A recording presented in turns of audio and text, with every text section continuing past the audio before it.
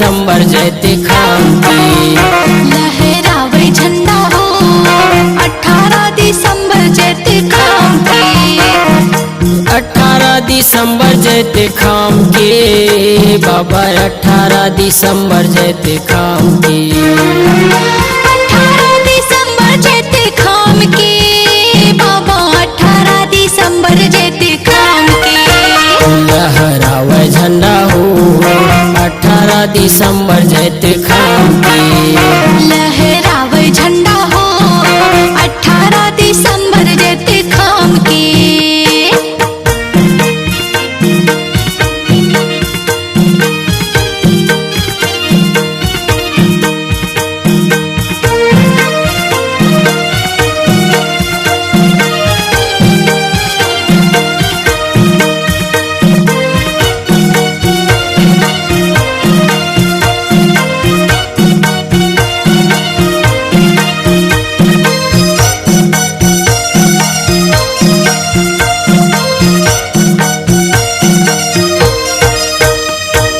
सत्य के पुजारी तोला सबो झन जाना थे 18 दिसंबर तोर जयंती मनाओ। सत्य के पुजारी तोला सबो जन जाना थे 18 दिसंबर तोरे जयंती मनावथे।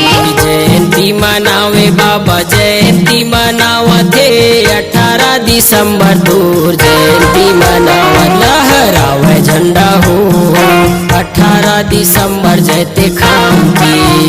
लहरावे झंडा हो 18 दिसंबर जयते खाम के।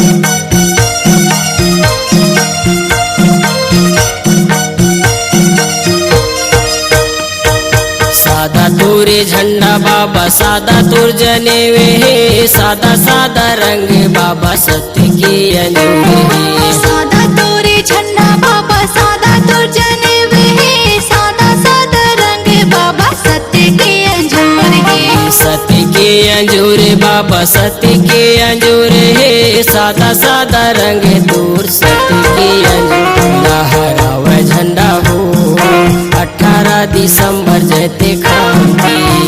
लहरावे झंडा हो 18 दिसंबर जयते खाम के।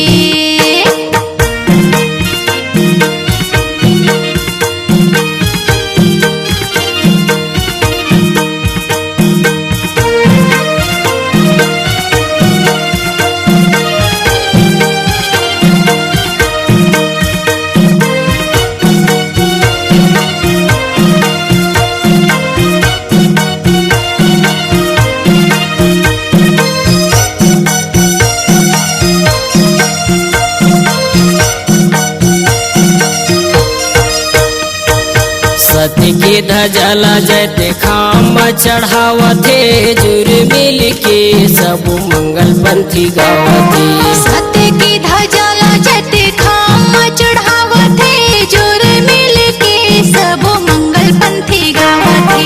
मंगल पंथी गावे बाबा मंगल पंथी गावथे जुर मिल के सब मंगल पंथी गावे। लहरावे झंडा हो 18 दिसंबर जयते खाम की।